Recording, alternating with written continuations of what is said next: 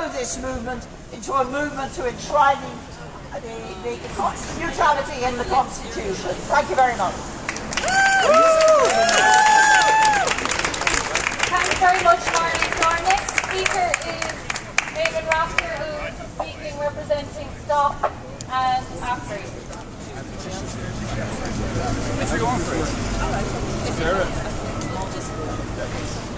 Hi folks, it's great to see such a turnout here this morning. We've got to keep at this, but it's very important that we are here to denounce the notion, the sham of this referendum, of this conference, which is completely anti-democratic, and we're here to say people need to have a say in this process. We want our voice to be heard, and now our voice is being heard here today, but it won't be heard inside the doors, maybe. However, STOP want to draw attention. We're STOP Swords to Plowshares. We want to draw attention to the fact that Ireland is currently embracing militarisation on a much wider scale than we're ever that our government lets on. Our government has decided that they want a slice of the cake, and they want money that is available in Europe from the European Defence Fund for the manufacturing, development and research into armaments. Ireland is slowly creeping towards being a supplier and producer of military equipment. Very often we're told this is dual use, so they can pretend it's not intended for military use. We know perfectly well what it's used for. We know perfectly well what the intention is to develop this into an industry. Already, arms industry accounts for more exports in this country than beef, and that's the way we're heading. It's only going in one direction. We need to be aware that the arms industry is happening in this country, in Northern Ireland and here in the South. We need to stand up and make it very clear. We do not want to be arms manufacturers and exporters. That's not what this country is about. We have a lot of other things that we can offer, and we want those things to be on the table and available to people. It's not about making weapons. We were told many years ago what non-lethal weapons are. Do you remember that phrase? And we're told that non-lethal weapons are being manufactured in this country. Non-lethal weapons include plastic and rubber bullets that killed many, many people during the conflict and the troubles in Northern Ireland. That's non-lethal. Tear gas, all this sort of stuff. That's being made here now. It's been exported. Arms have been found in many places in the world that have connection back to this country. We have to stand up and say we do not want this. We stand for neutrality. We stand for human and environmental security, and not militarised security, which is what we are being offered under the European mandate at the moment.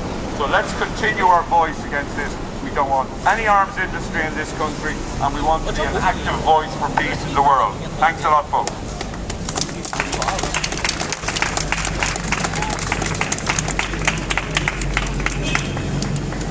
Okay, just a few chants before our next speaker, Patricia McKenna.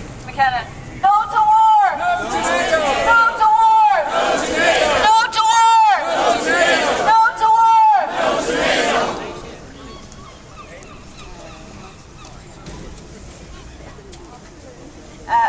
Good morning, everybody.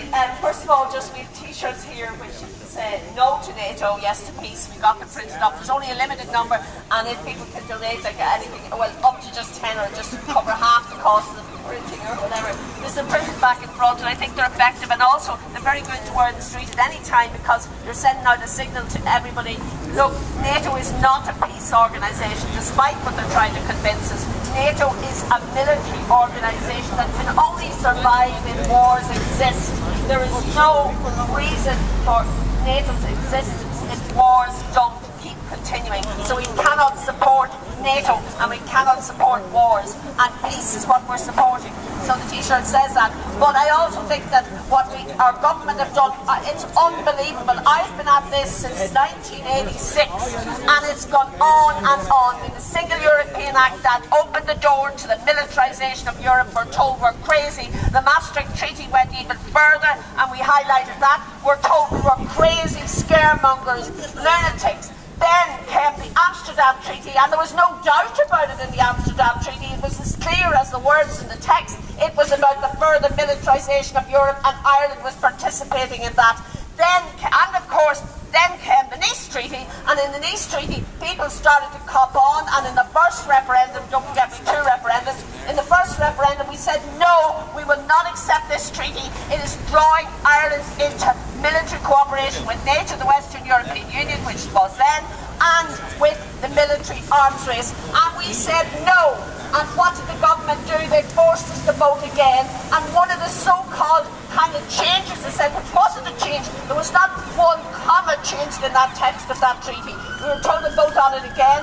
And when we voted on it again, we were told, oh, you have this now, you've got this triple lock.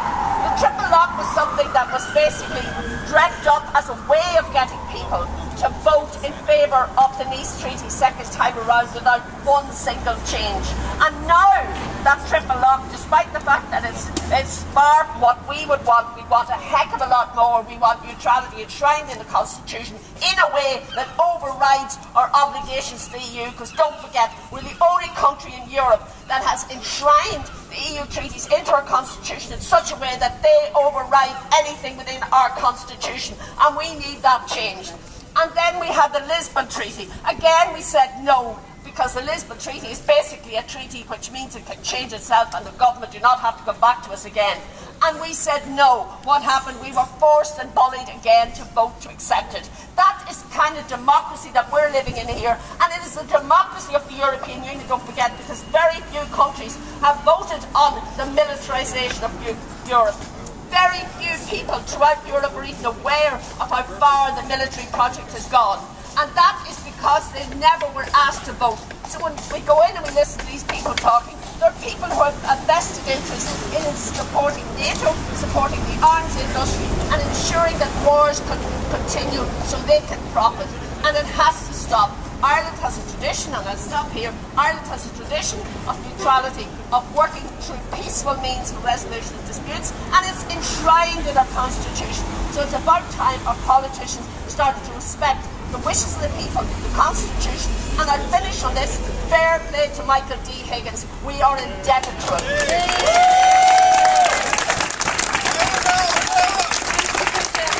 So I'm sure there are other people here from the Peace and Anti-War groups that I haven't seen yet. So if you want to say anything, come up to me.